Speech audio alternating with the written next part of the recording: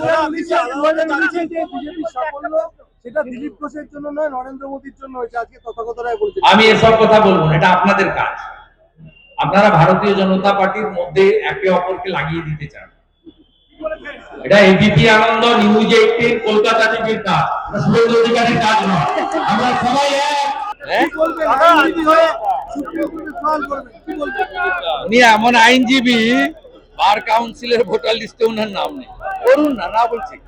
আইনজীবী হতে হবে তো এমন কোনো কথা নেই।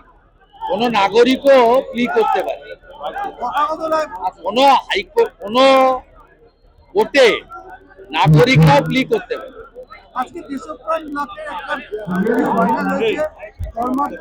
দেখুন, ওটাকে গুরুত্ব দেওয়ার দরকার নেই। ওটা 2021 সালে পুরনো, এবং বেচারিকে ফাঁসিয়ে লাভটা কি, স্লিপ অফ টাং হয়ে গেছে।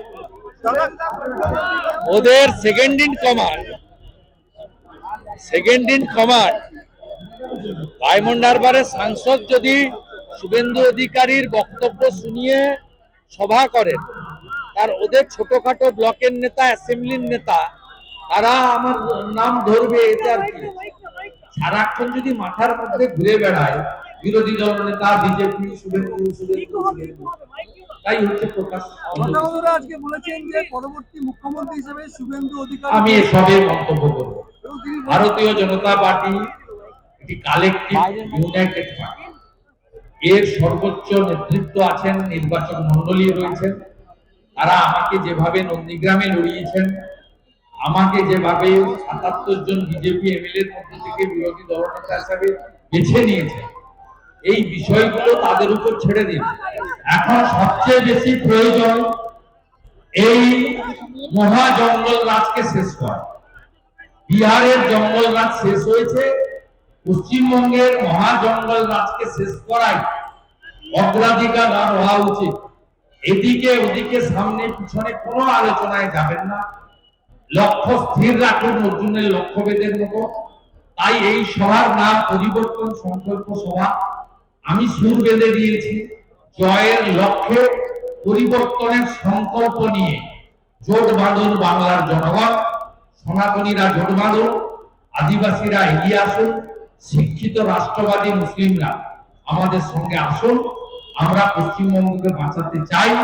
নরেন্দ্র মোদীজি মেট্রো রেলের উদ্বোধনের দিন দমদমে এই লাইন ঠিক করে দিয়ে গেছেন। এটাই হোক আগামী দিনে এই বাংলার লাইন। টাটা মোটরসের একটি শোরুমে তৃণমূলের স্থানীয় নেতা বাস লাঠি নিয়ে আক্রমণ করেছে। বিজেপিকে আনলে 7th পে কমিশন দেবে। আসামে বিজেপি সরকার 8th পে কমিশন করে দিয়েছে। সুপ্রিম কোর্টে মামলা পেন্ডিং আছে বলে এখানে আমি বলি, আপনারা জিতবেন, দিয়ে আপনার হক অধিকার। কর্মচারী, শিক্ষক, পেনশনাররা প্রত্যেকে কেন্দ্রীয় হারে দিয়ে পাবেন। আপনারা সিপিএম কে ভোট দিয়ে ভোট ভাগ করবেন না, একসঙ্গে ভোট দিন, ভারতীয় জনতা পার্টিকে ভোট দিন। আমাদের অপারেশন সিঁদুরের সময় বামপন্থীরা মিছিল করে পাকিস্তানে বোম পড়লো কেন, জবাব চাই, জবাব দাও। কিন্তু পহেলগামের ঘটনা নিয়ে মিছিল করে না।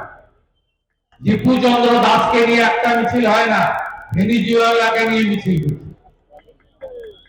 এদের কাজ হচ্ছে ভোট কাটা।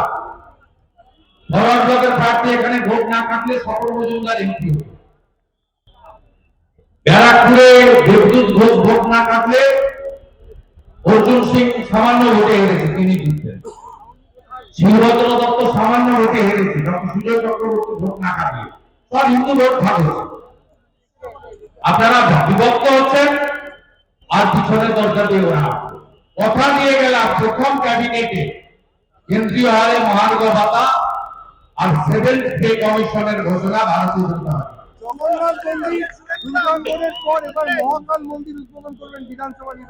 কি উদ্বোধন? এই ভাষাটা পরিবর্তন করবে বিজ্ঞান। আপনাকে বলি, উদ্বোধন নয়, এটা ধাপ্পাবাজি। দুর্গাঙ্গন আপনি ডিজাইন দেখাতে পারবেন, আপনি আরএফপি দেখাতে পারবেন, আপনি সয়েল টেস্টের রিপোর্ট দেখাতে পারবেন, আপনি টেন্ডারের কপি দেখাতে পারবেন, আপনি ওয়ার্ক অর্ডারের কপি দেখাতে পারবেন, ওয়েস্টিন হোটেলের সামনে হ্যাঙ্গার বাঁধা হলো, দুজন মুসলমান লোক ল্যান্ডলর্ড, তারা বলল আমাদের জমিতে আমরা স্বাস্থ্য ভবনের জন্য দিয়েছি, আমরা মন্দির বানাতে দেবো না, আমরা মুসলিম। রাতারাতি সরিয়ে নিয়ে গেল নিউ টাউনের সেন্ট্রাল বাস স্ট্যান্ডের গায়ে। সেখানে কোনো প্রিপারেশন নেই, কোনো ওয়ার্ক অর্ডার নেই। আপনি বলছেন উদ্বোধন, মহাকাল মন্দির কোথায় সয়েল টেস্টিং হয়, ডিজাইন নেই। আজকে যে এই যে টিভিতে দেখাচ্ছেন মুড়িগঙ্গাতে এই যে শিলান্যাস না উদ্বোধন যা কিছু বলে যাচ্ছে, আপনি এনওসি নিয়েছেন জাতীয় জলপথ থেকে, জমি অধিগ্রহণ করেছেন, আপনি টেন্ডার ফ্রড করেছেন, ওয়ার্ক অর্ডার করেছেন। নরেন্দ্র মোদী গিয়েছে মেট্রো ফিতা কাটেন, আর পরের দিন থেকেই যাত্রীরা মেট্রোতে চলতে শুরু করে, আর উনি ঢপ মাছ মারেন। ভোট আসতে এরকম ঢপ অনেক মেরেছিলেন। 21 সালে বলেছিলেন ভালো পায়ে ব্যান্ডেজ লাগিয়ে ঘুরেছিলেন হুইল চেয়ারে, আর বলেছিলেন ডবল ডবল চাকরি দেব। ডবল ডবল চাকরি কার হয়েছে? আলাপন বন্দ্যোপাধ্যায় হয়েছে, হরিকৃষ্ণ দ্বিবেদীর হয়েছে, মনোজ পন্থের হয়েছে, কোন সাধারণ বেকার যুবক যুবতীর হয়েছে।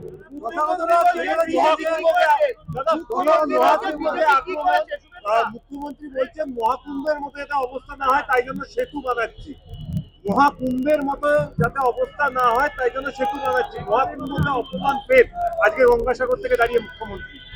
আপনাকে পরিষ্কার বলি, আমি ওনার সঙ্গে কাজ করেছি, ওনার পরিবর্তনটা আমি চোখের সামনে দেখেছি। তাই 6 বছর আগে আমি ওনাকে ত্যাগ করেছি। কারণটা হলো উনি পরিষ্কার হিন্দু ধর্মের যে হাজার হাজার বছরের সনাতনী প্রথা, পঞ্জিকা শাস্ত্র মেনে আমাদের যে সমস্ত প্রথা রয়েছে সেই প্রথা উনি মানেন না। উনি চান হিন্দুদের কর্মসূচিগুলো কালচারাল প্রোগ্রামে পরিণত হোক। সেই জন্য 24,000 মদের দোকান দিয়েছেন। আপনি বলুন পিতৃপক্ষে কে যায় শুভ কাজ করতে? কে যায় বলুন আপনি? পিতৃপক্ষে গয়াতে যায় যাদের বাবা মা মারা গেছেন, পিণ্ডদান করে আসেন। ওটা আমাদের কাছে শুভপক্ষ নয়, আমরা মাতৃপক্ষ থেকে শুভ কাজ করি। যেদিন মাতৃপক্ষ শুরু হবে তার ঠিক আগের দিন অতীন ঘোষ আর সুজিত ঘোষের পুজো উদ্বোধন করতে গেলেন। প্রত্যেকবারে করেন, আমরা সমালোচনা করি, ইচ্ছা করে গেলেন আগের দিন। কারণ এটা তুমি মেসেজ দিতে চান 35%কে যে আমি তোমাদেরই লোক, আমি এত ছেলে ফেলে সব পুজো করছে তাই ওদের কাছে যাচ্ছি, পিতৃপক্ষে যাচ্ছি। বৃষ্টি পড়লে ওনার ছাতা লাগে না, সাদা একটা কাপড় লাগে, ও সেই কাপড়টা দিতে হয় এমন ভাবে যাতে মনে হয় উনি হিজাব করেছেন, কানটা বাইরে থাকে, মাথাটা ঢাকা থাকে।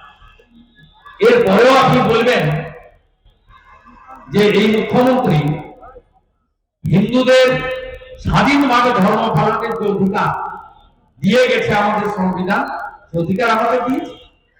বিরোধী দলনেতাকে দুর্গা পূজা করতে, দোল পূর্ণিমা পালন করতে, রাস পূর্ণিমা পালন করতে, রথযাত্রা করতে হাইকোর্টে যেতে হয় কেন? সরস্বতী পুজোর পালন করতে যোগমায়া কলেজের ল কলেজের স্টুডেন্টকে হাইকোর্টে যেতে হয় কেন? এই কাছেই হরিণঘাটা নগর উপরাতে তৃণমূলের বুথ সভাপতি আলিম আলী মোল্লা গিয়ে বলছে এই এলাকায় হিন্দু কম, আমরা বেশি, এই স্কুলে সরস্বতী পুজো হবে না। এটা আপনার 1 বছর আগের কথা। এরপরেও আপনি বলবেন কোন হিন্দু বিশ্বাস করে না, ট্রেন ছেড়ে গেছে একটি স্কুলে, আর আমাদের মন্দির হিন্দুদের নিধিতে তৈরি হয়। সরসংঘ চালক এসেছিলেন সায়েন্স সিটিতে, খোলা মঞ্চে প্রশ্ন করেছিলেন অনেক। প্রশ্ন হয়েছিল একটা প্রশ্ন যে সরকারি অর্থে মন্দির নির্মাণ কি সঠিক? তিনি দুটো উদাহরণ দিয়েছিলেন, সোমনাথ মন্দিরে আর অযোধ্যা শ্রীরাম জন্মভূমি টেম্পল। তিনি বলেছিলেন দুটো ক্ষেত্রেই হিন্দুরা নিধি সংগ্রহ করে মন্দির বানিয়েছে। সোমনাথ মন্দিরের ক্ষেত্রে ভারতের রাষ্ট্রপতিকে ডাকা হয়েছিল, আর অযোধ্যার মন্দির উদ্বোধনের ক্ষেত্রে দেশের প্রধানমন্ত্রীকে ডাকা হয়েছে। আমরা প্রত্যেকটি হিন্দু আমরা নিধি দিয়ে আমাদের মন্দির নির্মাণ করি। কোন ধর্মীয় প্রতিষ্ঠান ভারতবর্ষের সংবিধানে সরকারি টাকায় হয় না। সেই জন্য দীঘা ওই যে হালাল পেড়া আর গজা অনেকেই খাইনি, হালাল পেড়া গজা, সেখানে অ্যাকচুয়াল নাম লেখা আছে Shri Shri Jagannath Dham cultural centre, temple লেখা নেই, কালচারাল সেন্টার। আমার কাছে কাগজ আছে, এখানে ভব মেরে বলছে দুর্গা মঠ, দুর্গা মন্দির নয়। সব মানুষ বুঝে, ট্রেন ছেড়ে গেছে। যার জন্য হরগোবিন্দ দাস চন্দন দাসকে খুন হতে হয়। 47-এর পর প্রথমবার ধুলিয়ানের হিন্দুরা ডিঙ্গি নৌকা করে এক কাপড়ে মালদার বৈষ্ণবনগরে হিন্দু অধ্যুষিত এলাকায় গিয়ে প্রাণ বাঁচিয়েছে। স্বাধীনতার পরে প্রথম হিন্দু পলায়ন হয়েছে মুখ্যমন্ত্রীর আমলে, মমতা বন্দ্যোপাধ্যায়ের আমলে। হিন্দুরা এগুলো ভুলে যাননি। যারা বাংলাদেশ থেকে এসেছেন দেশভাগের পর থেকে, তারা এক কাপড়ে এসেছেন, জমি জায়গা সম্পদ সোনা দানা ফেলে রেখে এসেছেন, ধর্ম বাঁচানোর জন্য এসেছেন। সম্প্রতি বাংলাদেশের রতন মজুমদারকে বাধ্য করা হয়েছে চাকরি বাঁচানোর জন্য শেখ শফিউল্লাহ নাম নিতে। অতএব ওনার সব কথা খুব খাবে।